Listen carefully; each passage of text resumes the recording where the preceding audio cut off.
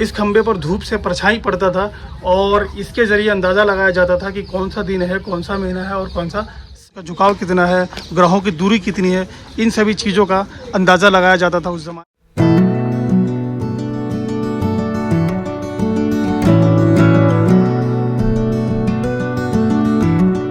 आज मैं आपको दिखाने वाला हूँ 8वीं सदी की टाइम मशीन। जी हाँ दोस्तों, वो टाइम मशीन जिसे बनवाया था राजा जय सिंह ने। जी हाँ दोस्तों, जिसे आज हम जंतर मंतर के नाम से जानते हैं। आप मेरे सामने कुछ बिल्डिंग्स देख सकते हैं। ये बिल्डिंग वो बिल्डिंग है जिसे 300 साल पहले यूज़ करके टाइम का, दिन का, महीने का और साल का पता लगाया जाता था। तो एक एक करके मैं आपको सारे यंत्र घुमाऊँगा, दिखाऊँगा कि कैसे उस यंत्र को इस्तेमाल करके उस ज़माने में बिना किसी तकनीक से टाइम, समय और साल का पता लगाया जाता था।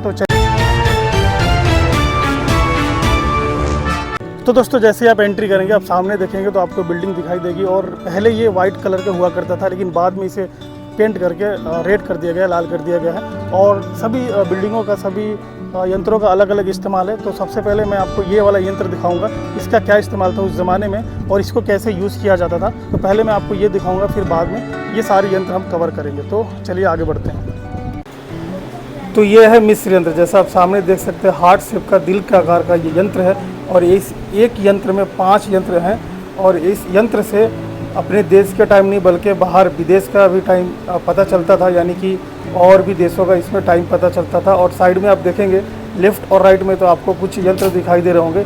इन यंत्रों के ज़रिए राशि का अंदाज़ा लगाया जाता था। तो आप सोच सकते हैं उस ज़माने में क्या गणित इस्तेमाल होता था इसमें, और भी देश का टाइम का पता लगाने के लिए और राशि का पता लगाने के लिए। तो यहाँ आप देखेंगे ना, तो यहाँ पे ऊपर आपको सामने की तरफ 2 दरवाजे दिखाई देंगे। और ऊपर आप देखेंगे तो छोटी खिड़कियाँ भी दिखाई देंगी आपको दोनों साइड में। और कुछ ऐसा है ये मिस्र यंत्र। तो दोस्तों, ये है जंतर मंतर का दूसरा यंत्र, ये है सम्राट यंत्र। आप देखेंगे तो यही सबसे बड़ा यंत्र है इस पूरे हिस्से में, इसीलिए इसका नाम सम्राट यंत्र है। और इससे टाइम का अंदाज़ा लगाया जा सकता था उस ज़माने में, और सूरज का झुकाव कितना है, ग्रहों की दूरी कितनी है, इन सभी चीज़ों का अंदाज़ा लगाया जाता था उस ज़माने में। तो चलिए मैं आपको तीसरा यंत्र भी दिखाता हूँ यहाँ पर कौन सा है।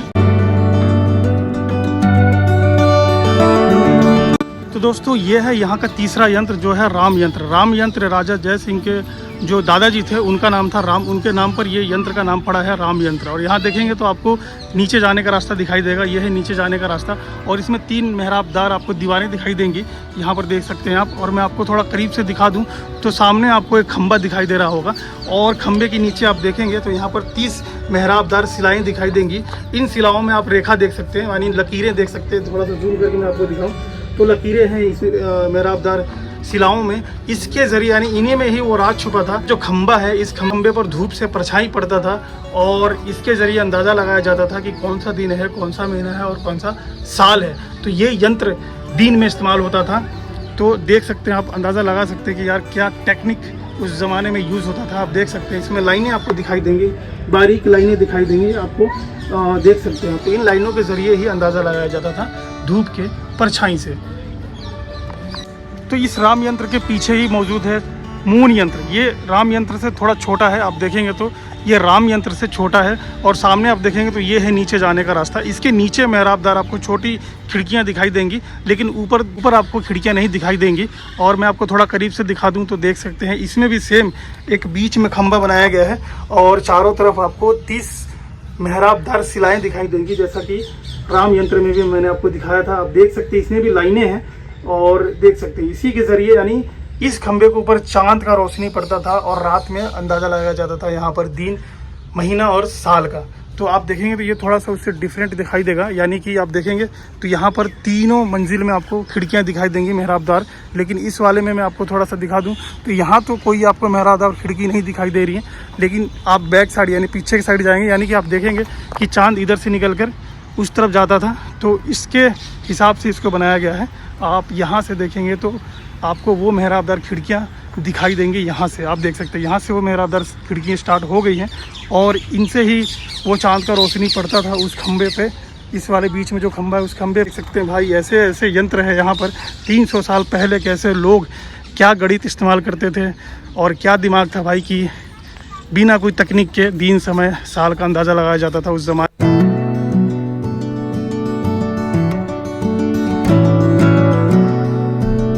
तो दोस्तों इसका निर्माण हुआ था मोहम्मद शाह के टाइम पे। जैसा कि उस टाइम ना तो कोई घड़ी था ना कोई कैलेंडर था, तो टाइम और दिन और साल को लेकर के विद्वानों में बहस छिड़ गया उस जमाने में, और इसका सलूशन निकाला राजा जय सिंह ने। जैसा कि राजा जय सिंह भी खगोल शास्त्र के अच्छे जानकार थे, तो उन्होंने और जो उस टाइम के जो विद्वान थे हिंदू मुस्लिम सब मिलके इस प्रॉब्लम का सलूशन निकाला और ये यंत्र बनाया जिसे आज हम जंतर मंतर के नाम से जानते हैं। ये है जंतर मंतर और यहाँ पे बहुत अच्छा गार्डन भी है, तो आप यहाँ पर आ सकते हैं फैमिली के साथ। यहाँ पर मैं टिकट की बात करूँ तो 25 रुपये पर पर्सन टिकट लगता है। टाइमिंग की बात करूँ तो सुबह 10 से शाम को 6:30 बजे तक ये खुला रहता है, तो आप भी यहाँ पर आ सकते हैं, एंजॉय कर सकते हैं। बहुत अच्छा पार्क है और ये पुराने यंत्र भी आप देख सकते हैं। आप 300 साल पहले का टाइम और दिन का देखने क्या टेक्निक था वो आप यहाँ पर आके देख सकते हैं। तो चलिए, उम्मीद करता हूँ ये वीडियो आपको पसंद आई होगी।